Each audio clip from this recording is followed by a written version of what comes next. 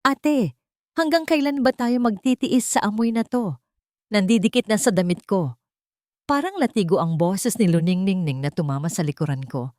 Hindi ko siya nilingon, pero naramdaman ko ang bigat ng tingin niya sa aking likod. Sa loob ng maliit na kusina ng aming barong-barong, ang hangin ay siksik sa halimuyak ng piniritong isda, ng lumang mantika, at ng bahagyang amoy lupa mula sa mga pinagtabi naming basurang papel. Sa akin, ang amoy na yon ay hindi basura. Ito ang amoy ng buhay, ng pawis ni Tatay Danding at ng pag-asa. Sa kanya, ito ang amoy ng kahihiyan. Nasa gilid ng dingding si Diwata. Dahan-dahang binibilang ang mga barya na matitira matapos kong bilhin ang pang-araw-araw na pangangailangan namin. Barya na halos ipinangutang lang ni Tatay Danding sa tindahan ni Tia Feli. Minsan naiisip ko, sana hindi na lang ako nagtapos ng pag-aaral kung ganito lang din kahirap ang bawat sentimo. Pero sa tuwing titingnan ko ang kalendaryo, nakita ko ang araw ng graduation na nakabilog na pula. Iyon ang huling tulay sa pagitan namin ng kahirapan. Ang kaarawan ko sana, pero ang pagtatapos namin ay ang pinakamahalagang regalo kay tatay. Nakahanda na ang baon mo, Luningning, may itlog ka at may toyo. Sagot ko, mahinahon ang tinig, kahit pa nagsisikip ang dibdib ko sa pait ng mga salita niya. Dahan-dahan kong inabot sa kanya ang lalagyan. Maingat kong inilayo ang aking mga kamay na may mga kalyo mula sa paglalaba at pagbabalat ng mga bote. Inirapan niya ang lalagyan ng pagkain. Itlog at toyo. Seryoso ate?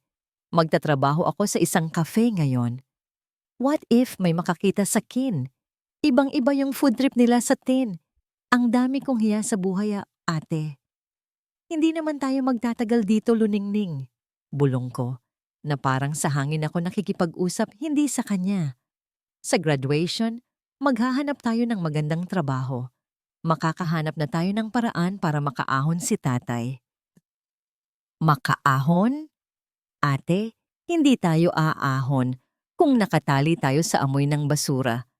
Alam mo ba kung gaano ako ka-embarrassed pag sinasabi kong taga Cavite ako, na ang tatay namin, taga-pulot ng basura. Nagsisimula na siyang manginig, hindi sa galit, kundi sa matinding hiya na matagal na niyang kinikimkim. Ang kanyang mga mata ay nagniningas, tila inilalabas ang lahat ng taon ng pagdaramdam. Huwag mong sabihan ng ganyan si tatay, sabi ko. Lumalamig ang boses. Ito ang pinakamabigat na talim sa pagitan naming dalawa. Hindi siya sumagot. Kinuha niya lang ang baunan at padabog na isinara ang maliit na pintuan. Ang ingay na yon ay parang isang matalim na panaghoy sa katahimikan. Ilang sandali pa, pumasok si Tatay Danding. Mukha siyang pagod. Ang kanyang mga braso ay may mga gasgas mula sa pag-angat ng mga sako. Ang kanyang mga mata, gayunpaman, ay nagliliwanag tuwing nakikita niya ako. Diwata ko, magandang umaga. Sabi niya, tinig niya'y basag sa pagod. Lumapit siya, nagmamano ako. Ang init ng kanyang palad na humawak sa aking noo ay pamilyar at nakapagpapatahimik. Kumain na po kayo, tay. May sinangag pa po. Sagot ko. Nakita niya ang bakas ng luha sa mata ko. Hindi niya ako tinanong. Sa halip, hinugot niya ang isang maliit na ligaw na bulaklak na natagpuan niya, isang dilaw na pinitas sa gilid ng daan at inilagay sa buhok ko. Isang maliit na bagay, ngunit sa aking puso, ito ay mas mahalaga kaysa sa anumang alahas. Ikaw ang tunay na diwata ng buhay ko, anak. Bulong niya. Nang umalis si Tatay Danding upang maghanap buhay, dumaan ako sa tindahan ni Tia Feli upang magbayad ng kaunting utang. Isang mabait na babae si Tia Feli na palaging nagbibigay ng dagdag na asukal o gatas para sa akin. Kaya mo yan, iha. Ikaw ang pag-asa ng tatay mo, sinabi niya habang nakatingin sa akin ng may pagmamahal. Ang kanyang mga salita ay nagbigay sa akin ng lakas, ngunit naglagay din ng mabigat na responsibilidad sa aking mga balikat. Pag-uwi ko, Narinig ko ang mahinang boses ni Luningning na nag-uusap sa telepono. Nagtatago ako sa likod ng kurtina na niluma ng araw. Hindi ko intensyon na makinig, ngunit ang mga salita niya ay tumagos sa akin. No, hindi siya pupunta. He's working abroad. You know, engineer siya. Big time. And soon, lilipat na kami sa isang condo unit sa Makati. You know, I deserve this, right? I deserve a clean life. Ang aking mga kamay ay nanlamig. Ang paghinga ko ay huminto. Engineer. Isang napakakapal na kasinungalingan. Sa isang iglap, bumalik ang imahe ni Tatay Danding na may bahid ng dumi at putik sa kanyang damit at mukha. Ang lahat ng sakripisyo niya, ang lahat ng pagmamahal niya, ay binaliwala para lang sa isang simpleng kasinungalingan. Nanginginig akong naglakad palayo sa pintuan. Ang kanyang mga salita ay parang matatalim na salamin na dumurog sa anumang natitirang pag-asa na baka magbago siya. Paano ka nga ba magsisimula kung ang unang hakbang ay kailangang talikuran ang sariling konsensya? Luningning, paano mo nagawang isantabi ang pagmamahal na minsan mong pinahalagahan? Naiwan akong nakatayo roon. Mahigpit ang pagkakahawak ko sa barya sa aking palad. Sa katahimikan, ang tanging naririnig ko ay ang mabagal at mabigat na tibok ng aking puso. Paano niya nagawang magsalita ng taliwas sa katotohanan ng ganoon kadali? At hanggang saan pa siya handang lumayo upang takasan ang bigat ng kanyang pinili? Hindi ko ito ginusto, ate, pero wala akong ibang magawa. Gabi na, ang liwanag ng gasera ay lumikha ng mahahabang anino sa dingding ng aming bahay. Ang tinig ni Luningning ay malamig at tuwid, waring may inililihim sa pagitan ng bawat salita. Hinarap ko siya tungkol sa usapang narinig ko sa kanyang tawag sa telepono. Nais kong maunawaan, nais kong marinig ang totoo. Ngunit ang tanging isinagot niya ay isang depensang puno ng paglayo at pag-iwas. Anong gusto mong sabihin ko? Na amoy basura ang tatay natin? Na sa buong college life ko, pinagtatawanan ako? Kahit gaano ako kagaling mag-aral, hindi ako tanggap dahil wala akong pera, wala akong magandang damit. Ito ang realidad, ate. Appearance matters. Anya, nakatingin sa malayo na tila ang kanyang kinabukasan ay nasa labas ng bintana. Huminga ako ng malalim. Ang pagtatapos namin ay nalalapit na. Ang unibersidad ay nagbigay ng mga detalye tungkol sa toga at damit na kailangan. Sa halip na matuwa, ramdam ko ang bigat ng obligasyon. Magkano ang kailangan natin? Tanong ko. Nag-aalangan si Luningning, ngunit sa huli ay sinabi niya ang halaga. Ito ay malaking pera, hindi namin kaya. Ang mga damit na kinakailangan ay magastos. Naisip ko agad ang lumang punda ng unan kung saan nagtatabi si Tatay Danding ng kanyang mga kinita. Maya-maya, may pumasok na ideya sa isip ni Luningning. Nagliwanag ang kanyang mga mata, isang liwanag na hindi ko gusto. Kailangan ko ng dagdag, anya. Kailangan kong mag-stand out sa graduation. Kung hindi, walang maganda future sa kin. Sabi nila, dress for the job you want. Hindi para sa job na meron ang tatay mo. Kinabukasan, lumapit si Luningning kay Tatay Danding. Ang kanyang boses ay naging matamis at malambing, isang tinig na matagal ko nang hindi naririnig. Tay, may project po kami. Napaka-importante. Ito po yung magdadala sa kin sa magandang trabaho. Pwede po ba akong humingi ng tulong? Nakita ko kung paano nag-atubili si Tatay Danding. Alam kong ang inilabas niya ay ang mga barya na matagal na niyang inipon para sa kanyang gamot. Ang kanyang mga kamay ay nanginginig habang dahan-dahan niyang iniaabot ang pera. Sige anak, basta para sa pag-aaral mo, huwag mo lang pababayaan ang sarili mo. Naramdaman ko ang kirot sa puso ko. Sinungaling si Luningning, ngunit ang pagmamahal ni Tatay Danding ay bulag at walang kondisyon.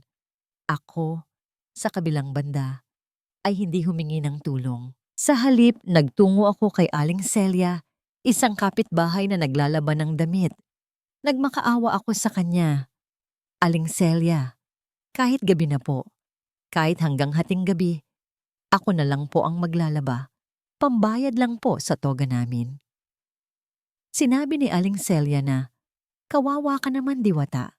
Sige, pero huwag mong kalimutan ang sarili mo. Ang bawat sabon na pinalabas ko, ang bawat damit na piga ko, ay nag-iwan ng sakit sa aking mga daliri.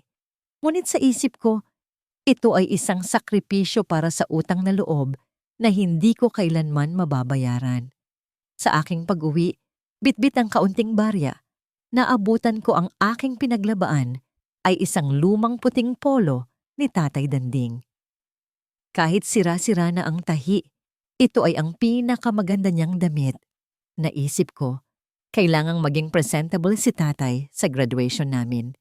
Ang ginawa ko, binili ko ng bagong kulay puting sinulid at sinimulang tahiin ang mga punit. Ang paglalaba at pananahi ay naging pagninilay-nilay ko. Nang gabi ring iyon, nakita ko si Luningning sa sulok ng kanilang kama. Hawak niya ang kalahati ng luma at kumupas na rosaryo ni Inay Maria, ang kalahati na ibinigay sa kanya ni Tatay Danding. Sandali siyang nagatubili. Ang pag-aalinlangan ay lumitaw sa kanyang mga mata. Isang pag-aalinlangan na hindi ko inaasahan. Akala ko, magbabago siya. Ngunit mabilis itong nawala. Tiningnan niya ang hawak-hawak niyang pera mula kay Tatay at pagkatapos ay tiningnan niya ang rosaryo. Kinuha niya ang rosaryo at inilagay sa maliit na bag. Sana hindi na lang kita ipinanganak na mahirap, bulong niya sa sarili. Ano yan, Luningning? Tanong ko. Nagulat siya. Mabilis niyang itinago ang bag. Wala. Anong paki mo? May secret ba sa buhay na to na hindi mo pwedeng makialaman? Nawawala ba yung rosaryo ni Inay? Tanong ko. Oo, nawala ko. Okay na. Careless ako. Tigilan mo na ako, ate. Sagot niya. May luha ang kanyang mga mata. Ngunit puno ng galit, hindi ng pagsisisi. Kinagabihan, ginising ako ng pag-ubo ni Tatay Danding. Agad akong bumangon. Nakita ko siyang humihinga ng mabigat. Ngunit ngumiti siya nang makita niya ako. Diwata, ang lamig, bulong niya. Lalabas sana ako para kumuha ng kumot. Ngunit nakita ko si Tatay Danding na kinuha ang lumang kumot at dahan-dahan itong ipinulupot sa aking balikat habang natutulog ako. Tiniis niya ang ginaw para ako ay maging komportable. Ang isang gawaing ito ay nag-iwan ng init sa akin sa buong gabi. Isang init na nagpapahiwatig ng pagmamahal na walang katapusan. Hindi ako nakatulog.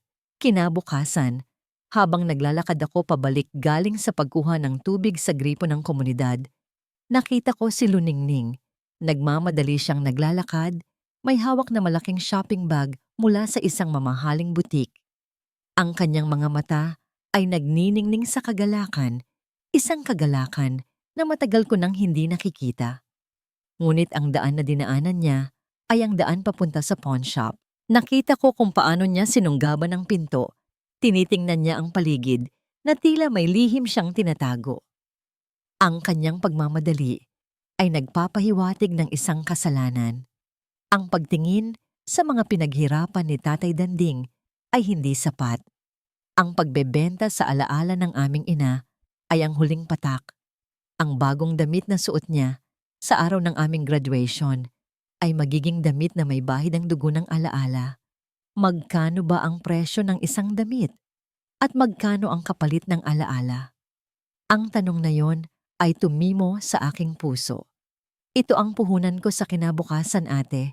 Appearance matters.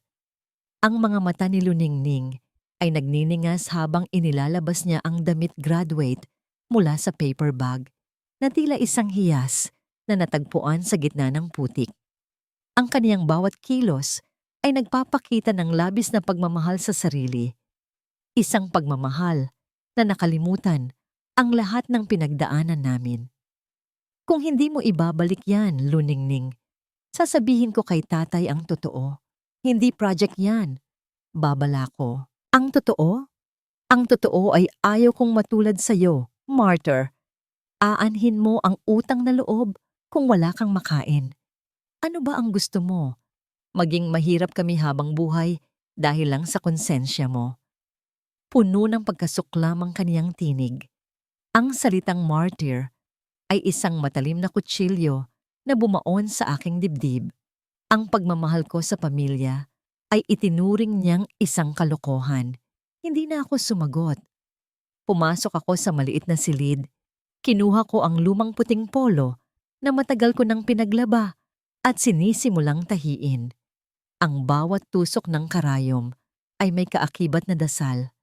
Isang simpleng damit, ngunit ito ang karangalan na gusto kong isuot ni tatay sa araw ng aming tagumpay.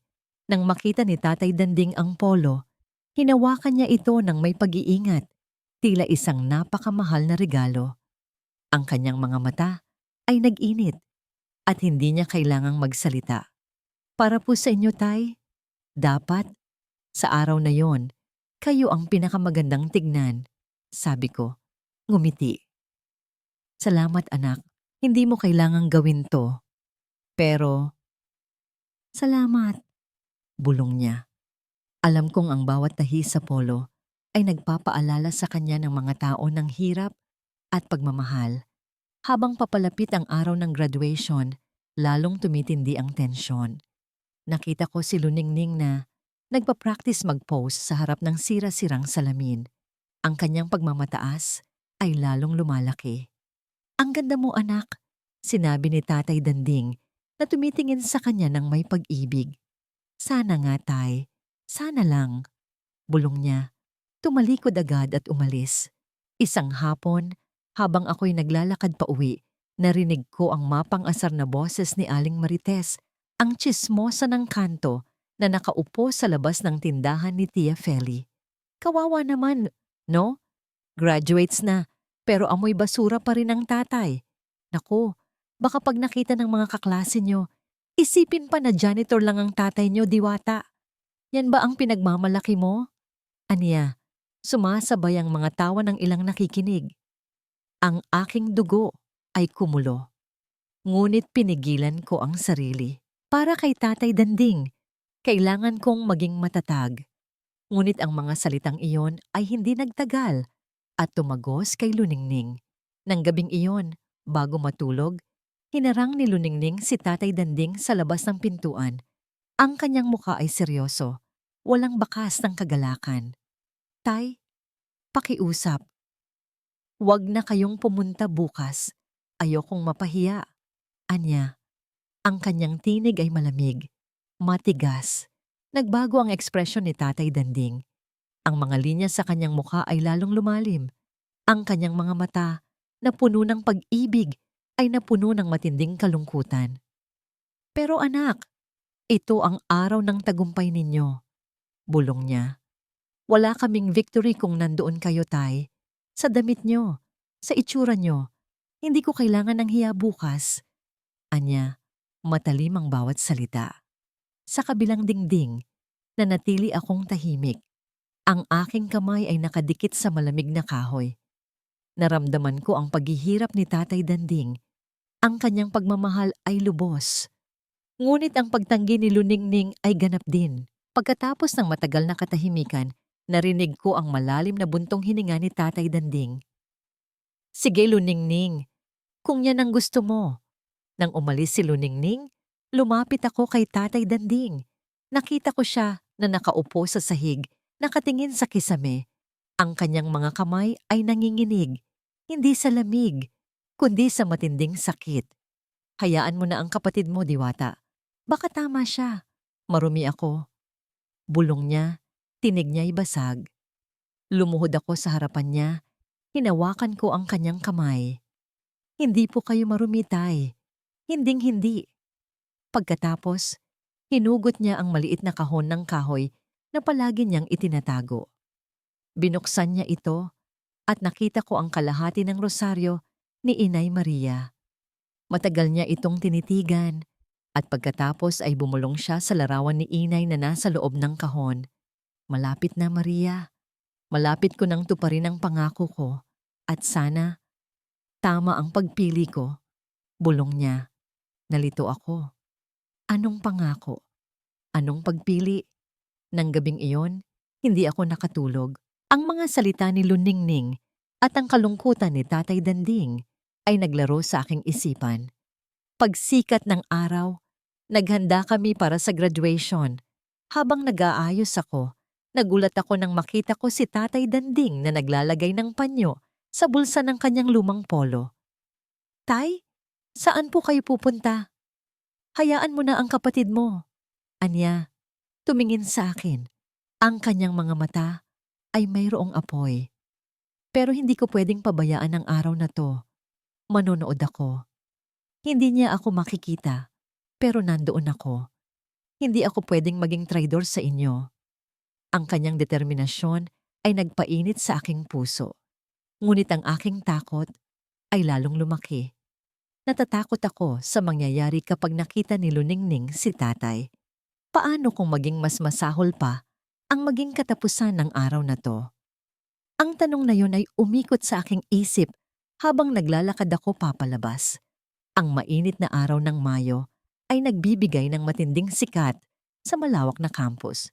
Ang mga estudyante at kanilang pamilya ay naglalakad, umaapaw sa kagalakan at pagmamataas.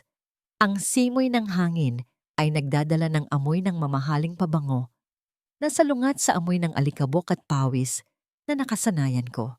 Sa aking tabi, si Luningning ay naglalakad na tila isang reyna. Ang kanyang damit ay kumikinang, ang kanyang mukha ay sadyang nakangiti. Siya ay nasa kanyang elemento. Ang hiya ay nawala, pinalitan ng isang mapagkunwari na karangyaan. Ako ay tahimik. Ang aking tingin ay nakatuon sa malaking entablado. Sa aming likuran, sa ilalim ng isang malaking puno, nakikita ko si Tatay Danding. Nakatayo siya doon, nakasuot ng malinis na puting polo na tinahiko. May hawak na maliit na bungkos ng bulaklak na ligaw na pinitas niya habang niya. Ang kanyang presensya ay tulad ng isang mahina at malungkot na panalangin. Gumawa siya ng isang pangako kay Luningning, ngunit ang kanyang pagmamahal ay nagdala sa kanya rito. Nakatayo sa pinakamalayong sulok, tinitingnan lang kami. Sinimulan ng programa. Nang tawagin ang pangalan ni Luningning para sa kanyang Latin honors, halos hindi na niya kinaya ang kanyang kagalakan. Tumakbo siya, ang kanyang gown ay parang isang puting ulap. Ang mga palakpakan ay lumakas. Sa sandaling iyon, nakita ko ang pagmamataas sa mata ni Tatay Danding mula sa malayo. Luningning! Ang boses niya, bagaman mahina, ay nagdala ng pagmamahal. Doon, nakita niya si Tatay Danding. Ang kanyang mga mata ay lumaki sa gulat. Pagkatapos ay naging matalim na yelo. Ang kanyang ngangyang ngiti ay biglang nawala. Ang kanyang tingin ay matalim, puno ng galit. At ito ay nakadirekta sa akin. Hindi ko pa natapos ang aking pag-iisip nang biglang kumarera si Luningning pababa ng entablado. Hindi sa direksyon ng kanyang dean o ng aming mga guro, kundi patungo sa sulok kung saan nakatayo si Tatay Danding. Sinabi ko nang huwag kayong pupunta. Ang tinig niya ay tila isang bagyo at ang lahat ay biglang tumahimik. Ang lahat ng mata ay nakatuon sa kanya. Anak, gusto ko lang. Ang tinig ni Tatay Danding ay humina. Hindi niya ito pinakinggan. Sinunggaban niya ang bungkus ng mga bulaklak mula sa kamay ni Tatay Danding at itinapon sa lupa. Ang mga bulaklak ay nagkalat sa lupa, tila mga luha. Isa kang kahihiyan. Huwag mong hahawakan ang diploma ko ng madumi mong kamay. Ako na lang ang nagtatrabaho. Tapos, ganyan pa. Wala kang karapatang magmalaki. Ang kanyang mga salita ay tila mga martilyo na tumatama sa puso ng bawat tao na nagmamahal sa aming pamilya. Hindi lang niya sinaktan si Tatay Danding, sinira niya rin ang buong pagkatao niya sa harap ng lahat. Ang katahimikan ay matindi. Tanging ang paghinga ng mga tao ang naririnig. Pakiramdam ko, nasusunog ako sa kahihiyan. Hindi para sa sarili ko, kundi para kay Tatay Danding. Pagkatapos, Tinawag ang aking pangalan. Ako ang class valedictorian. Dahan-dahan akong naglakad. Ang bawat hakbang ay mabigat. Hindi ko tiningnan si Luningning. Naglakad ako papunta sa direksyon ni Tatay Danding. Nang makalapit ako, nakita ko ang kalungkutan sa kanyang mga mata. Ang kanyang ulo ay nakayuko. Ang kanyang mga kamay ay nanginginig. Ang kanyang puting polo ay malinis. Ngunit ang kanyang puso ay basag. Hindi ako nagsalita. Lumuhod ako. Ang aking toga ay nagdikit sa lupa. Ngunit hindi ko ito inalintana. Dahan-dahan kong pinulot ang bawat isa sa mga bulaklak na ligaw na ikinalat ni Luningning. Hindi ako umiiyak. Ang aking mga luha ay naiwan sa aking puso. Pagkatapos, hinawakan ko ang kanyang mga paa. Ang mga paa na punong-puno ng gasgas at kalyo. Ang mga paa na nagdala sa amin sa loob ng 10 taon. Dahan-dahan kong nilinis ang alikabok sa kanyang sapatos at pagkatapos ay inilagay ko ang aking noo sa kanyang mga kamay, isang malalim at tunay na pagmamano. Chaoy, nanginginig ang aking boses. Doy taynay kong bandawa. Ang mga kamay na to ang bumuhay at nagtaguyod sa amin. Kayo po ang aking karangalan. At chaoy, isang malalim at malungkot na salita sa Vietnamese na nagpapahayag ng pagmamahal sa ama. Ginamit dito para sa emosyonal na epekto. Niyakap ko siya ng mahigpit. Ang aking mukha ay nakasandal sa kanyang binti. Naramdaman ko ang pag-iling niya at pagkatapos ay naramdaman ko ang isang mainit na patak ng luha na tumulo sa aking buhok. Ito ang luha ng sakit at ng labis na pagmamalaki. Ang kanyang mga luha. Sa sandaling iyon, ang aking mga mata ay tumingin sa isang tao. Isang matandang lalaki, nakasuot ng itim na suit, na nakatayo sa isang sulok, nakatingin sa amin. Mayroon siyang itim na salamin sa mata at hindi ko makita ang kanyang mukha. Ngunit ang kanyang tingin ay matalim. Hindi ko maiwasang tingnan siya. Ang kanyang kamay ay nakahawak sa kanyang telepono. Pagkatapos, tumalikod siya at mabilis na umalis. Sino siya? Muling narinig ko ang boses ni Luningning. Hindi siya nagsisisi. Puno siya ng galit. Dahil sa'yo, sira na ang lahat. Hindi ko kailangan ng martyrdom mo. Ang kanyang boses ay nanginginig. Hindi sa kalungkutan, kundi sa galit. Ang kanyang mukha ay seryoso. Tila galit siya sa akin dahil sa aking pagmamahal. Ang lahat ay tumitingin pa rin sa amin. Ngunit ang pagtatanong ay nasa mukha nila. Hindi lang sa akin, kundi sa aming pamilya. Hindi ko alam kung ano ang dapat gawin. Ang aking puso ay puno ng sakit at pag-asa. Ang tahimik na biyahe pa uwi ay mas matindi pa kaysa sa anumang sigawan. Si Luningning ay naupo sa harap. Ang kanyang muka ay kasing tigas ng bakal. Ang kanyang paghinga ay mabigat. Tila nagpigil siya ng isang malaking galit. Si Tatay Danding at ako ay nasa likod. Walang sino man ang nagsasalita. Sa aming pagdating sa bahay, kumarera si Luningning papasok. Ang pag-iyak niya ay narinig. Ngunit ang kanyang mga luha ay hindi luha ng pagsisisi. Ito ay mga luha ng pagkainis.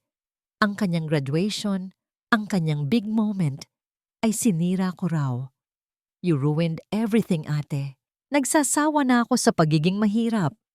Iyon ang kanyang huling salita, bago niya isinara ang pinto ng kanyang silid. Hindi nagsalita si Tatay Danding. Nagtungo lang siya sa likod ng bahay. Sinundan ko siya. Nakita ko siyang nakaupo sa tabi ng tumpok ng mga papel at plastik. Hindi na siya nagtatrabaho. Ang kanyang mga kamay ay nasa kanyang ulo. Tay, huwag na po kayong mag-alala. Mas mahalaga po ang puso niyo sa lahat ng diploma. Bulong ko, yumakap sa likod niya. Huminga siya ng malalim. Alam mo, Diwata, ang totoo, hindi pera ang nagpapayaman sa isang tao. Kung mayaman ka sa puso, mas mahalaga yon. Naisip ko ang matandang lalaki na nakasuot ng itim na suit. Ang tingin niya ay matalim at puno ng pag-obserba. Sino siya? May nakita po akong lalaki, Tay. Nakaitim. Parang kilala niya kayo. Tanong ko. Napatigil si Tatay Danding. Ang kanyang mga balikat ay tila lumaki. Baka nagkakamali ka, anak. Sino ba ang maghahanap sa isang mangangalahig? Ang kanyang reaksyon ay kakaiba. Mabilis. At nagtatago ng isang bagay. Ngunit hindi ko na ito pinilit. Ilang oras pa, pumunta ako sa tindahan ni Tia Feli. Ang kanyang mukha ay malungkot. Diwata. Narinig ko ang nangyari. Nakita ko si Luningning. Hindi niya dapat ginawa yon sa tatay mo. Ang puso ko ay parang pinunit. Sabi niya, tinig niya'y nagpapakita ng labis na sakit. Hayaan mo na po, Tia Feli. Ganoon po talaga siya. May hiya lang po siya. Depensa ko sa kapatid ko, kahit pa alam kong kasinungalingan ito. Hindi hiya yan, Diwata. Kawalang utang na loob yan. Walang taong pinanganak na masama. Pero ang kasamaan ay nag-uugat sa inggit at pagmamataas, anya. Pagkatapos, tumingin siya sa akin. Ang kanyang mga mata ay nagpapakita ng labis na pag-aalala. Alam mo, anak, sa 10 taon na nandito sila, ako lang ang palaging kasama ni Danding. Kahit noong nagkasakit siya, ako ang nagbigay ng tubig at pagkain. May isang bagay na gusto kong sabihin sa'yo, pero hindi ko dapat gawin. May lihim si Danding na kailangan mong malaman. Ang kanyang mga salita ay nagdulot ng pagkabalisa sa akin. Anong lihim po, Tia Feli? Ang kahon, Diwata. Ang maliit na kahon na palagi niyang itinatago. Huwag mo siyang tanungin, pero tingnan mo ang laman. May isang bagay na makakatulong sa'yo. Sabi niya. Pagkatapos, tumalikod siya at tumingin sa malayo. Ang kanyang mukha ay seryoso. At huwag mong pababayaan ang sarili mo. Ang laban na ito ay hindi pa tapos. Tandaan mo yan. Pag-uwi ko, nakita ko si Luningning. Hawak niya ang isang lumang papel. Ang kanyang mga mata ay parang nanalo ng loto. Ate, mag-iimpake na ako. Sabi niya, nagmamadali. Sabi ng friend ko, may apartment na raw siya. I need to get out of this misery. Anong papel yan? Tanong ko, nakita ko ang kanyang mga kamay na nanginginig. Wala kang pakialam. Just some paper. Yan lang ang makakapaglabas sa akin dito, anya. Matalim ang kanyang tingin. Ang kanyang mata ay matalim at alam kong nagtatago siya ng isang bagay. Sa gabi, habang natutulog si Luningning at si Tatay Danding, dahan-dahan akong tumayo. Hinanap ko ang kahon. Ang kahon ay nasa ilalim ng kama ni Tatay Danding. Matagal ko itong pinagmasdan. Ang pag-aalinlangan ko ay malaki. Hindi ko nais sirain ang tiwala ni Tatay Danding. Ngunit ang mga salita ni Tia Feli at ang kakaibang kilos ni Luningning ay nagtulak sa akin. Dahan-dahan, kinuha ko ang isang lumang hairpin at sinubukan kong buksan ang lock. Pagkatapos ng ilang sandali, narinig ko ang isang mahinang tunog at ang kahon ay bumukas. Sa loob, walang pera, walang ginto, tanging 2 bagay. Una, isang tumpok ng lumang litrato, isang litrato ng isang napakagandang babae na may matamis na ngiti at sa gilid niya, si Tatay Danding, nakasuot ng isang napaka-eleganteng suit. Siya ay hindi isang mangangalahig. Siya ay isang taong mayaman. Ang kanyang buong pagkatao ay nagpapakita ng karangyaan at kapangyarihan. Pangalawa, isang opisyal na dokumento. Ito ay isang summons mula sa isang kumpanya. Ang pangalan sa itaas ay Alcacid Group of Companies. Ang pangalan ni Tatay Danding ay nakasulat sa ilalim. Chairman. Naramdaman ko ang paglamig ng aking mga kamay. Ang aking mundo ay gumuho. Ang mga tanong ay pumuno sa aking isipan. Ang lahat ng 10 taon, ang lahat ng hirap, ang lahat ng pawis ay isang malaking kasinungalingan. Bakit? Tay Danding. Bulong ko. Kasabay ng aking pagbulong, naririnig ko ang mahinang paggalaw ng kahoy. Nakita ko si Luningning nakatayo sa likod ko. Ang kanyang mga mata ay lumaki sa gulat at pagkatapos ay naging matalim. Anong ginagawa mo, ate? Tanong niya. Ang kanyang boses ay tila isang ahas. Ang mga mata ni Luningning ay umikot mula sa kahon patungo sa akin.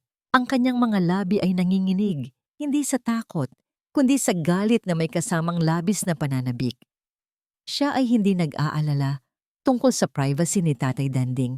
Ang tanging nakita niya ay ginto. Anong ginagawa mo, ate? Hindi mo yan dapat ginagalaw. Sigaw niya, ngunit mahina ang tinig upang hindi magising si Tatay Danding. Mabilis siyang lumapit at sinubukan niyang kunin ang kahon. Ito pala ang dahilan ng lahat. Bulong ko, matigas ang boses. Lahat ng 10 taon ng paghihirap, ang lahat ng sakripisyo ay isang malaking laro lang pala. Ang aking mga daliri ay humawak sa lumang litrato ni Tatay Danding na nakasuot ng suit at ng litrato ni Inay Maria, ang babaeng nakangiti na may suot na mamahaling damit. Wala kang alam, Diwata, pero sa wakas, mayaman tayo. Tingnan mo, Alcacid Group of Companies, Tay Danding Chairman, ang lahat ng ito ay atin na. Ang kanyang boses ay tila nagdiriwang. Niyakap niya ang kahon, tila isang manika na matagal na niyang hinintay. Hindi sa atin yan. Bakit siya nagtago? Bakit niya tayo pinahirapan? Hindi ba tayo mahalaga sa kanya? Ang sakit ay tumagos sa akin. Hindi ko alam kung ano ang mas masakit, ang pagiging mahirap o ang katotohanan na ang aming paghihirap ay pekeng drama lang. Dahil mahal siya sa amin, dahil matalino ako, kaya kami nanalo. Matigas na sagot niya. At ikaw? Ano ang kinuha mo? Ano yung papel na tinago mo? Tanong ko. Nakita ko ang pag-aalangan sa kanyang mukha. Wala ka nang pakialam. Tingnan mo ang kinuha ko sa kanya. Anya, kinuha niya ang isang lumang sobre. Ito ay ang di kailangan ang iyong simbahan na dokumento. Diwata, wala ka nang kailangan, ate. Huwag kang mag-alala. Anya, ang kanyang mga mata ay nagniningning.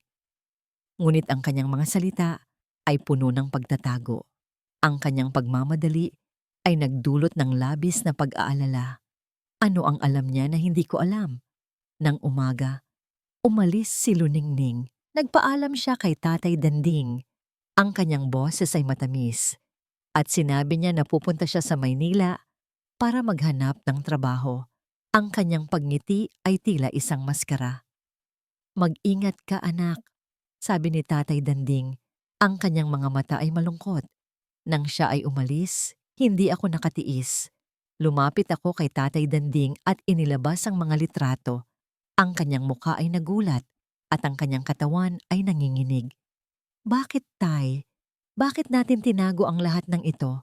Bakit tayo naghirap ng ganito? Tanong ko. Ang lahat ay para sa inyo, Diwata. Hindi para sa akin. Hindi para sa pera. Ang lahat ay test para sa inyo. Para makita ko kung sino sa inyo ang may puso. Ang aking asawa, si Maria, ay namatay dahil sa pagkagahaman sa pera. Hindi ko gustong mangyari iyon sa inyo, bulong niya. Ito ay isang lihim na paligsahan. Ang 10 taon ay hindi paglilinis ng kasalanan, kundi isang pagsubok. Ang aking luha ay hindi na luha ng kalungkutan, kundi luha ng pag-unawa at sakit.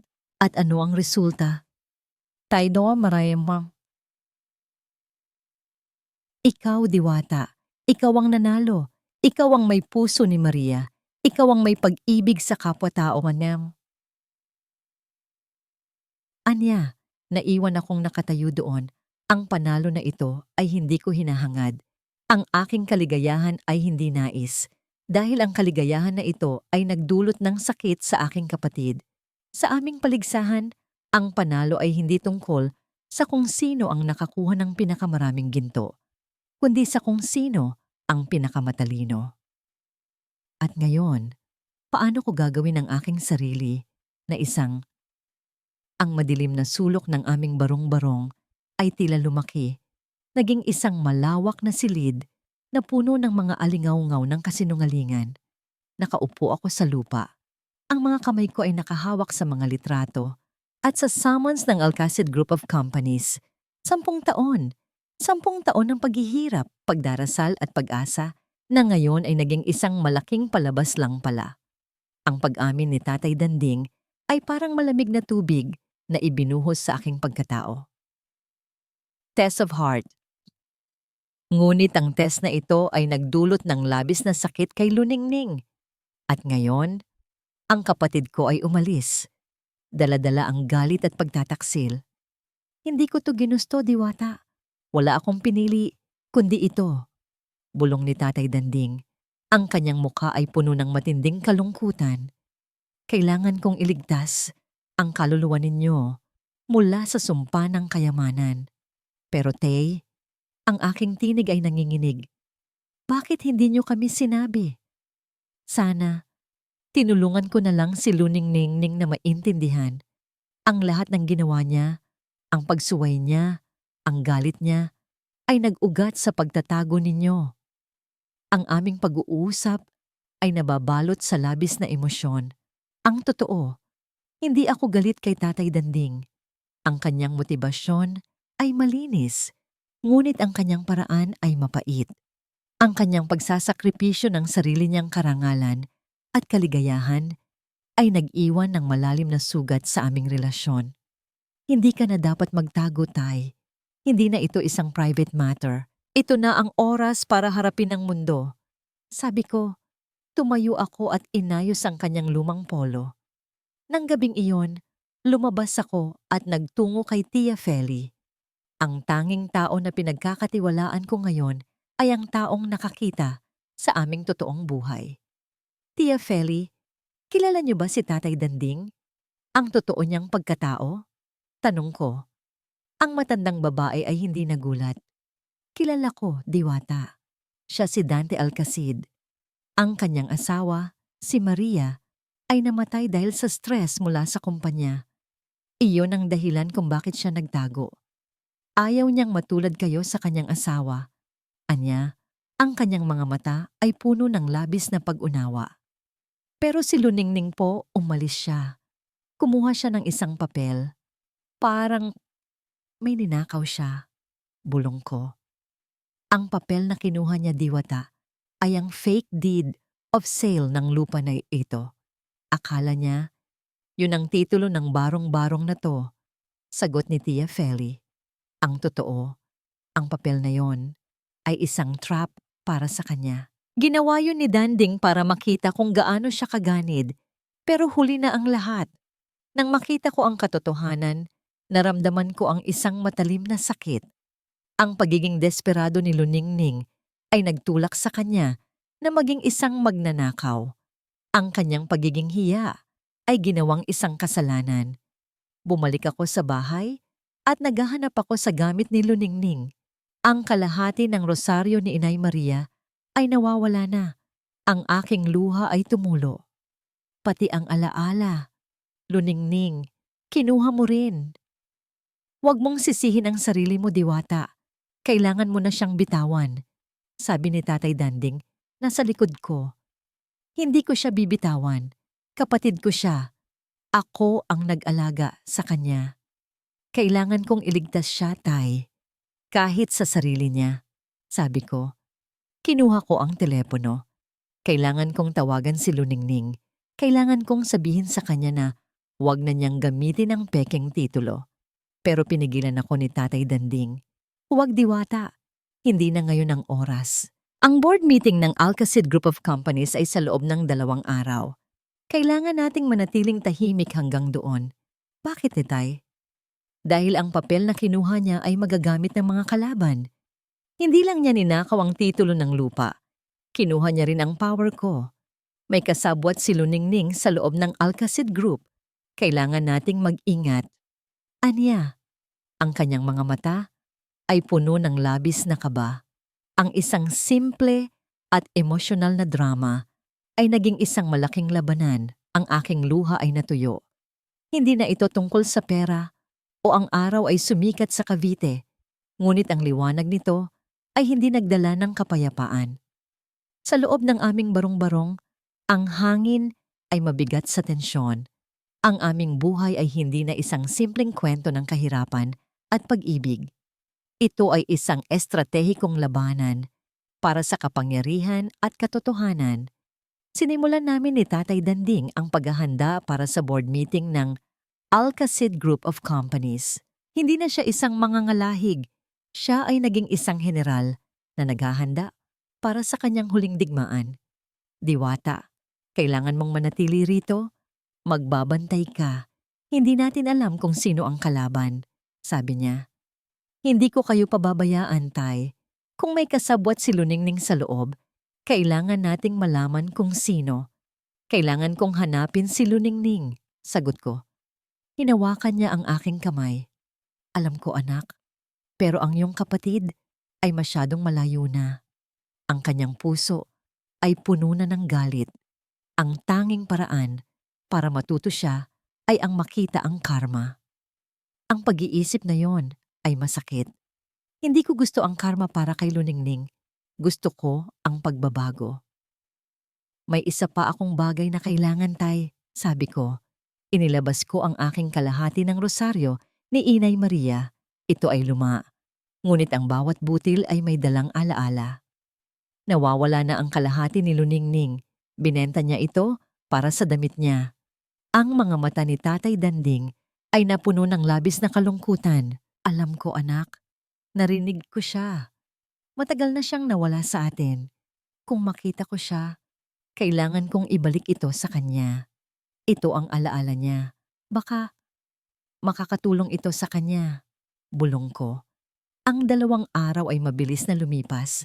Sa aming pagkain, sa aming pagtulog, ang bawat sandali ay puno ng labis na kaba. Naramdaman ko ang aking sarili na nagbabago. Ang simpleng Diwata ay naging isang matapang na babae. Nang umaga ng board meeting, nagbihis si Tatay Danding. Hindi siya nagsuot ng mamahaling suit, kundi isang malinis na barong Tagalog na kulay kape. Ito ay isang pahayag. Hindi siya nagtatago, ngunit hindi rin siya nagmamataas. Handa na ako, Diwata. Ngayon, makikita ng lahat kung sino ang may puso at sino ang may kasinungalingan, sabi niya. Nang umalis siya, lumabas ako. Nagtungo ako kay Aling Marites, ang tsismosa ng kanto. Aling Marites, nakita niyo po ba si Luningning? Saan po siya nagtatrabaho sa Maynila? Tanong ko. Ang matandang babae ay nagulat. Naku, Diwata, nasaan na ang kapatid mo? Ang sabi ko na nga ba, hindi siya aangat. Ang sabi niya sa akin, meron siyang bagong buhay sa isang malaking kondo. Pero may nakita akong kakaiba. May kasama siyang lalaki. Isang lalaki na may mamahaling kotse. Pero may mantsa ang kanyang mukha. Isang malaking mantsa. Hindi ko alam kung ano yon, pero masama ang kutob ko. Ang kanyang mga salita ay nagdulot ng labis na pag-aalala sa akin. Hindi lang ito tungkol sa pera. Ito ay tungkol sa kaligtasan ni Luningning. Ang kanyang mga kalaban ay gagamitin siya para makamit ang kanilang mga layunin. Nagmadali akong pumunta sa Maynila. Ang aking puso ay puno ng labis na kaba. Sa aking bulsa, ang aking kalahati ng rosaryo ni Inay Maria ay naging isang talisman. Nang makarating ako sa Maynila, dumiretso ako sa opisina ng Alcacid Group of Companies. Ang gusali ay mataas, makintab, at puno ng kapangyarihan. Ito ang mundo ni Tatay Danding. Sa loob, nakita ko si Tatay Danding. Nakaupo siya sa isang malaking mesa, napapalibutan ng mga tao. Ang kanyang barong Tagalog ay tila nagliliwanag. Sa tabi niya, nakita ko si Luningning. Nakasuot siya ng isang mamahaling suit, ngunit ang kanyang mukha ay puno ng arrogance. Hawak niya ang pekeng deed of sale. Ladies and gentlemen, sabi ni Luningning, ang kanyang boses ay puno ng pagmamataas. Ako si Luningning Alcacid. Ako ang may-ari ng tunay na mana ni Tatay. Ang barong-barong na ito ay ang legacy ni Tatay at kailangan kong ibigay ito sa kanya dahil ako ang may-ari. Ang kanyang kasinungalingan ay nagdulot ng katahimikan. Lahat ay nakatingin sa kanya. Pagkatapos, tumingin sila kay Tatay Danding. Luningning, Ang deed of sale, na yan ay peke. Sabi ni Tatay Danding, kalmado ang kanyang boses. Huwag kang magsinungaling, Tay. Kilala ko ang totoo. Ito ang power ko. Sigaw niya. Lumapit ako. Ang aking puso ay puno ng labis na sakit. Hindi na siya ang kapatid ko. Siya ay isang hayop na nahuli sa kanyang sariling bitag. Luningning, ano ang ginawa mo sa kalahati ng rosaryo ni Inay? Tanong ko. Tiningnan niya ako. Ang kanyang mga mata ay nanliit sa galit. Wala kang pakialam, Diwata. Ang money ang mahalaga, hindi ang mga lumang bagay. Hinawakan ko ang kanyang kamay. Ang init ng kanyang palad ay pamilyar. Inilabas ko ang aking kalahati ng rosaryo at dahan-dahan kong inilagay sa kanyang palad. Hindi man ito buo, pero ang pag-ibig ay narito pa rin. Hindi ito tungkol sa pera, luningning. Ito ay tungkol sa puso. Bulong ko. Ang kanyang mga mata ay napuno ng luha. Ngunit ang luha na yon ay hindi nagtagal. Kung hindi mo ako bibigyan ng lahat, ako na ang kukuha. Sigaw niya. Naramdaman ko ang paglamig ng hangin. Anong gagawin niya? Ang tension sa boardroom ay halos hindi makahinga. Ang bawat miyembro ng lupon ng mga direktor ay nakatingin kay Dante at pagkatapos ay kay Luningning na nakahawak sa pekeng titulo na parang ito ang kanyang buhay. Ang aking puso ay tumitibok ng mabilis para kay Tatay Danding na nananatiling kalmado sa gitna ng unos. Luningning, simula ni Tatay Danding, ang kanyang tinig ay may kapangyarihan na hindi ko pa narinig sa loob ng 10 taon. Ang titulo na hawak mo ay huwad. Ang kasinungalingan ay hindi kailanman mananalo laban sa katotohanan. Huwag kang magpanggap na santo. Alam kong mas mayaman ka kaysa sa Kin. Ngayon, aaminin mo na o ipapakita ko sa lahat kung sino ka talaga. Galit na sigaw ni Luningning. Ang kanyang mga mata ay naghahanap ng suporta sa mga board members. Nang sandaling iyon, naramdaman kong may pumasok sa silid.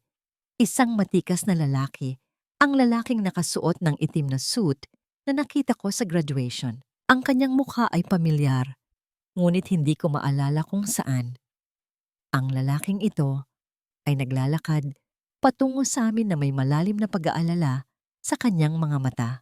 Ginoong Dante, sabi ng lalaki, ang kanyang tinig ay malumanay ngunit may awtoridad. Narito po ako. Ipinadala ako ng isang kaibigan ninyo. Sino ka? Tanong ni Luningning. Ang kanyang boses ay nagpapakita ng pagdududa. Ako si Attorney Reyes, sagot ng lalaki. Ang inyong pekeng titulo ay isang pagtatangka sa fraud. Ang orihinal na dokumento ay nasa aking pangangalaga bilang huling kahilingan ng inyong asawa, si Maria. Napatulala si Luningning. Ang kanyang pagtatangkang manalo ay nagbigay daan sa pagkawasak. Imposible! Hindi ka pwedeng magkaroon ng titulo, sigaw ni Hia. Ang totoo, Luningning, mahinang sabi ni Tatay Danding. Ang kanyang tinig ay puno ng sakit. Ang lupa na tinitirhan mo, hindi iyan ang tunay na yaman. Ang lupang yan ay ibinigay ko na sa kanila nung una pa. Ano? Anong ibig mong sabihin? Tanong ni Luningning. Ang kanyang muka ay namutla. Ang totoo, Luningning, patuloy ni Tatay Danding. Ang kanyang mga mata ay nakatingin sa akin, hindi sa kanya. Ang lupa ay sayo na at sa kapatid mo. Ang utang na loob ay hindi lang sa akin. Ito ay sa inyong dalawa. Ngunit ikaw, Luningning, ay pinili mo ang kasinungalingan. Pagkatapos, tumingin si attorney. Reyes kay Tatay Danding. Ginoong Dante, ang mga ebidensya laban sa inyo, ang mga dokumentong nagpapakita ng inyong pagkawala sa kumpanya ay nakuha na. Lahat ng iyong mga kalaban sa loob ng lupon ay nahuli. Dahil sa inyong plano, nandoon sila lahat. Ang tanging natira kay Luningning ay ang kanyang pagkadismaya, ang kanyang pagtatangka na maging mayaman ay humantong sa kanyang pagiging walang-wala. Sige Diwata, kunin mo na ang lahat. Hindi ko na kailangan ang pagmamahal na galing sa ganyan. Mas gugustuhin kong maging mahirap kaysa maging bula. Sabi ni Luningning, ang kanyang boses ay punong-puno ng pagkasuklam. Ngunit bago siya tuluyang umalis, kinuha ko ang aking kalahati ng rosaryo mula sa aking bulsa. Hindi ako ang nanalo, Luningning. Taydanding ang nanalo. At ikaw, hindi ka natalo. Kailangan mo lang magsimula ulit. Narito ang isang bagay na maari mong hawakan kapag wala ka ng nararamdaman. Inabot ko sa kanya ang aking kalahati ng rosaryo. Tinitigan niya ang rosaryo. Pagkatapos ay ako. At pagkatapos ay ang aking luha na tumutulo sa aking pisngi. Ang kanyang ekspresyon ay nagbago mula sa galit, patungo sa pagkalito, at sa wakas, sakit. Bakit ka pa rin mabait sa Kin? Tanong niya. Ang kanyang tinig ay basag na basag. Dahil ikaw pa rin ang kapatid ko, Luningning. At dahil kailangan mong matuto na ang pag-ibig ay hindi nakukuha sa pagtataksil. Nang sandaling iyon, naramdaman ko na ang aking puso ay nagiging mas maluwag. Ngunit habang nakatingin ako kay Luningning na umiyak sa pasilyo, ang lalaking nakasuot ng itim na suit ay lumapit kay Tatay Danding. Ginoong Alcacid, congratulations! At meron pa po akong isang paliwanag tungkol sa inyong asawa, si Maria. Ang aking katawan ay naging matigas. Isang paliwanag pa? Si Maria. Namatay ba talaga sa stress? Tanong ko. Ang aking tinig ay halos hindi marinig. Tumingin sa akin ang lalaki at ang kanyang tinig ay nagdala ng isang bagong suntok sa aking puso. Ang asawa mo, Ginoong Dante. Siya ay nagplano ng lahat. Siya ang nagpilit sa iyo na magpanggap dahil gusto niyang makita kung sino ang magmamana ng kanyang kawalang utang na loob. Ang aking mundo ay muling gumuho. Hindi pa man ako nakakabangon mula sa pagkabigla ng pag-iwan ni Luningning. Ngayon ay isa pang katotohanan ang sumuntok sa aking pagkatao. Ang mga salita ni Attorney Reyes ay nag-iwan ng malalim na marka sa aking kaluluwa. Ang pagpapanggap ni Tatay Danding ay isang kilos ng pagmamahal, ngunit ang manipulasyon ni Maria ay isang pagkakanulo. Ano? Ano ang ibig mong sabihin, Attorney? Tanong ko. Ang aking tinig ay halos hindi marinig. Ang aking mga kamay ay nanginginig. Hindi na dahil sa takot, kundi dahil sa labis na sakit. Tiningnan ni Attorney Reyes si Tatay Danding na ngayon ay tahimik na nakaupo. Ang kanyang mga mata ay nakapako sa kanyang mga kamay. Si Maria ang nagplano ng lahat ng paghihirap na ito. Diwata, ayaw niyang makuha mo ang Alcacid Group of Companies sa simpleng paraan. Nais niyang maging isang test ang buhay ninyo, isang pagsubok kung sino ang tunay na karapat-dapat sa kanyang yaman. Hindi sa dugo, kundi sa kalooban. Hindi ko mapigilan ang aking luha. Ang kawalang utang na loob na akala ko ay nasa puso ni Luningning ay naroon pala sa likod ng alaala ng aking ina. Ang pagmamahal na inakala kong walang hanggan ay may agenda. Kaya ba kayo nagtago, Tay? Dahil alam nyo na. Ang aking tanong ay hindi na para sa pagsagot, kundi para sa aking sariling paglilinaw. Hindi ko alam ang buong plano niya, Diwata. Sagot ni Tatay Danding. Ang kanyang tinig ay puno ng pagsisisi. Ang alam ko lang, gusto niyang iwasan ang pagiging sakim. Pero nagkamali ako. Hindi ko naisip na gagamitin niya ang mga anak niya bilang kasangkapan. Napakabigat ng pag-amin na iyon. Tiningnan ko ang rosaryo sa aking kamay, ang kalahati na ibinigay ko kay Luningning. Hindi ito simbolo ng pagpapatawad. Ito ay simbolo ng kasinungalingan na naghihiwalay sa amin. Saan na si Luningning? Tanong ko, nagmamadali. Kailangan kong marating siya bago siya tuluyang mawala sa sarili niyang galit. Umalis siya, Diwata. Tumakbo siya. Ang pekeng titulo na dala niya ay magdadala sa kanya sa kapahamakan, sabi ni Attorney Reyes. Hindi ko siya hahayaang mag-isa sa hukay na ginawa niya para sa sarili niya. Sagot ko, hindi ko siya bibitawan, Tay. Bago pa man ako makalabas, hinawakan ni Tatay Danding ang aking kamay. Ang kanyang titig ay matindi at puno ng pagmamahal. Diwata, ikaw ang tunay na nagmana ng puso ng iyong ina, pero ang puso ni Maria ay marupok. Huwag mong hayaang ang galit ang mamuno sa iyo.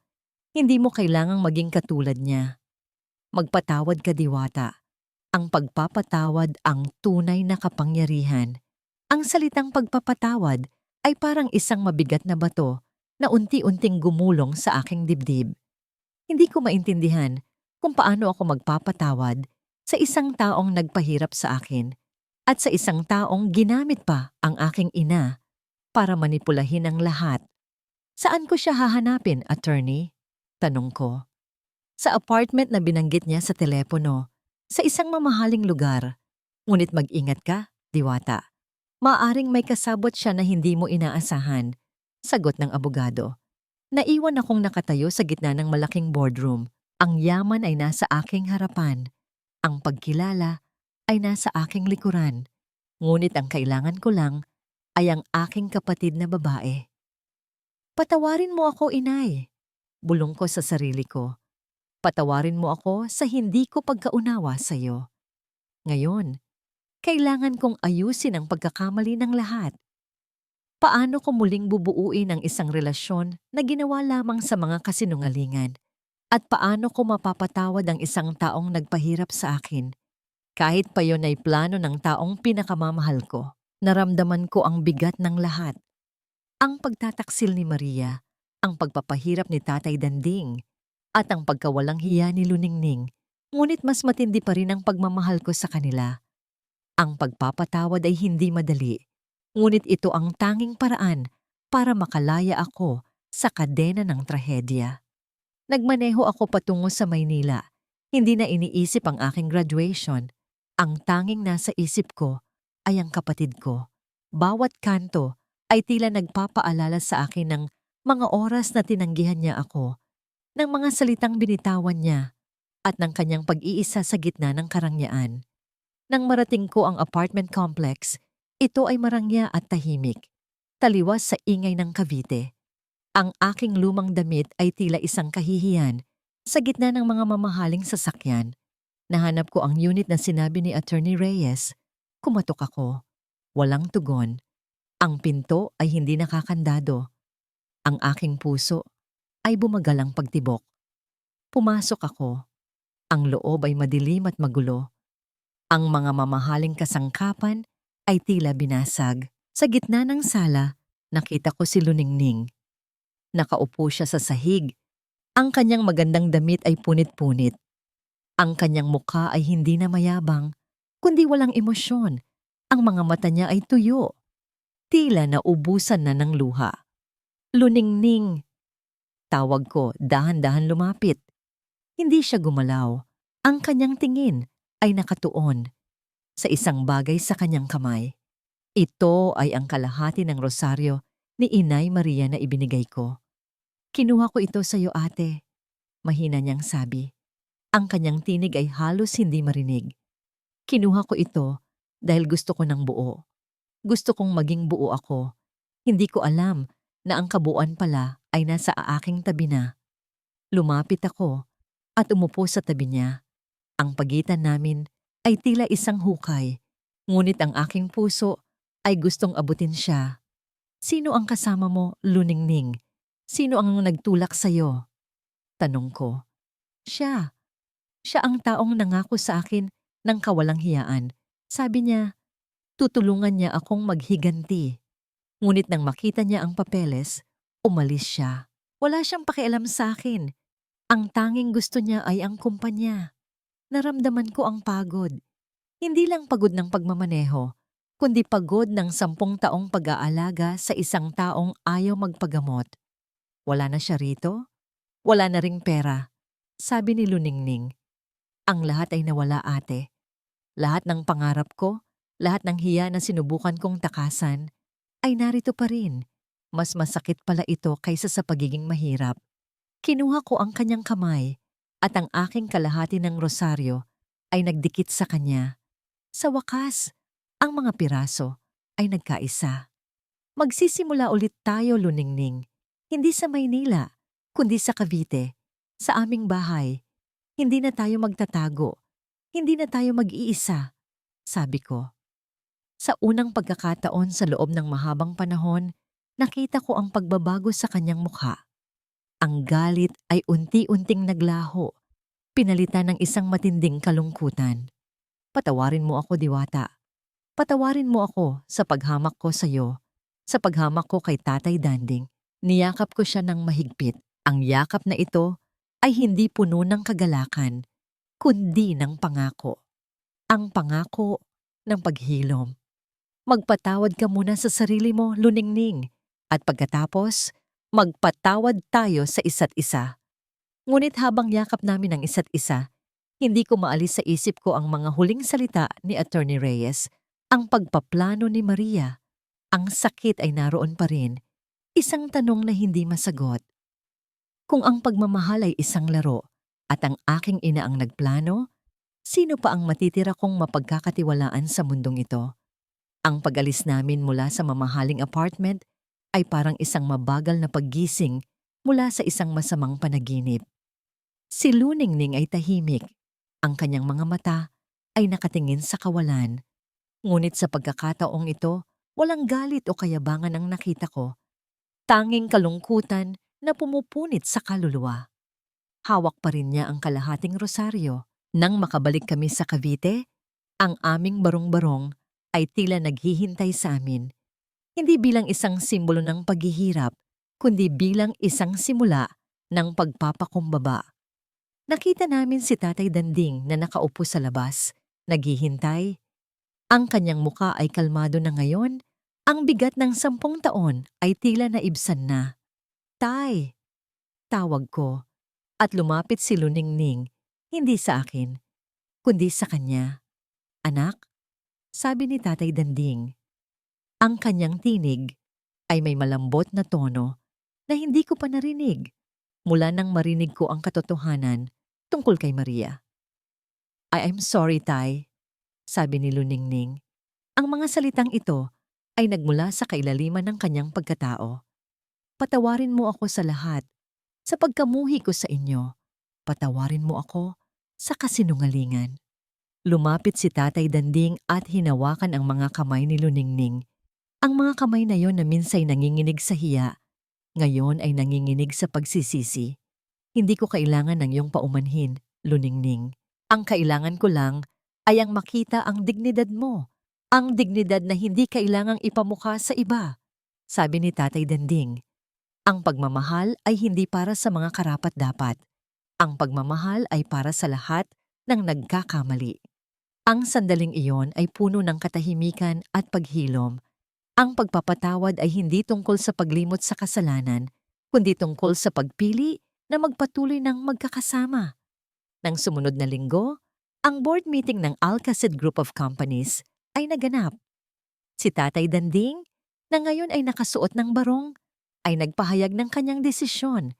Ang Alcacid Group of Companies ay hindi na mapupunta sa sinumang may dugo ng aking asawa, Maria. Ang yaman ay hindi kailanman magbibigay ng kapayapaan. Tiningnan niya ako at ang aking puso ay umasa sa isang bagay na hindi ko pa lubos na inaasahan. Ang tunay na nagmana ng aking pag-ibig, ng aking pagtitiyaga at ng karangalan ni Maria ay si Diwata. Siya ang magiging bagong chairman. Isang malaking pagkamangha ang namayani sa silid. Si Luningning ay hindi naroon, ngunit alam kong nararamdaman niya ang paghatol ng kapalaran. Sa pagbabalik ko sa Cavite, hindi na ako ang dating Diwata. Ako ay isang CEO na may mga alaala ng pagiging mangangalahig. Ang unang utos ko ay simple lamang. Hindi ko gagawin ang lahat sa isang araw. Nang sumunod na buwan, nagtatrabaho si Luningning bilang isang janitress sa isang gusali sa Makati. Ito ay isang trabahong dati niyang kinatatakutan. Habang naglilinis siya ng sahig, nakikita niya ang isang lalaki na nagtatangkang magnakaw ng mga papeles. Ito ang lalaki na kasabwat niya.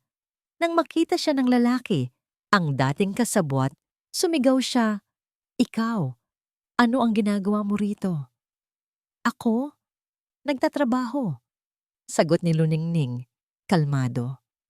Ang kanyang mga kamay ay mayroon ng mga bagong kalyo.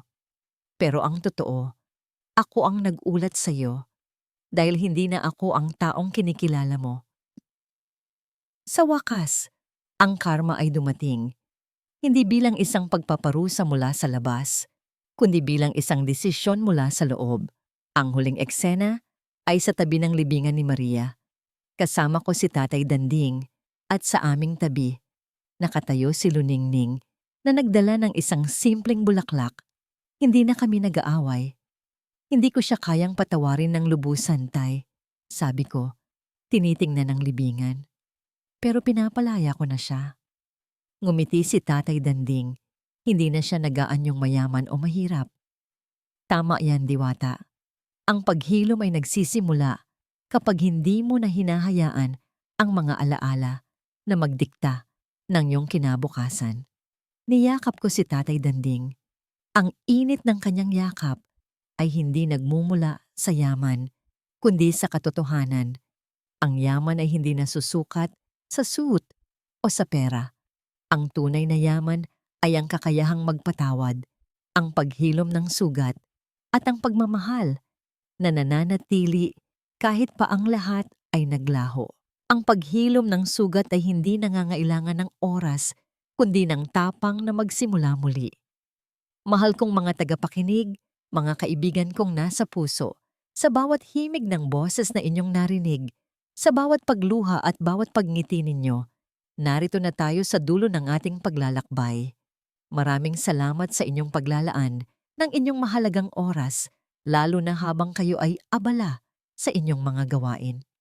Ang inyong pakikinig ay ang pinakamalaking kayamanan na maibibigay ninyo sa isang kwentong tulad nito.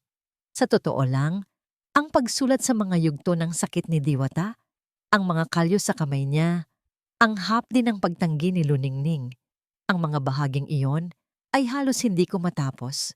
Para bang ang bawat salita ay isang tinik na tumutusok sa sarili kong dibdib.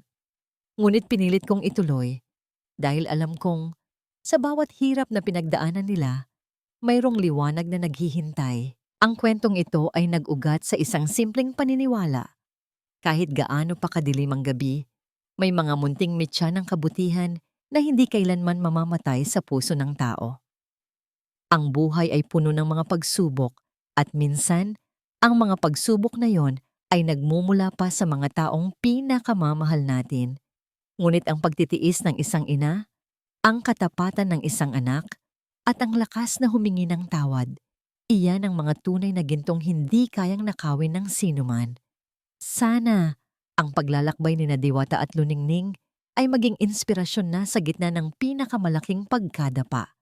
Laging may pag-asa para sa muling pagbangon. Ngayon, hayaan ninyo akong magtanong sa inyo, mga mahal kong tagapakinig. Sa lahat ng nangyari, sa lahat ng kasinungalingan at pagpapatawad, ikaw ba, kaya mo ring patawarin ang taong nagkasala sa'yo, lalo na kung wala na siyang matitira, kundi ang iyo lang?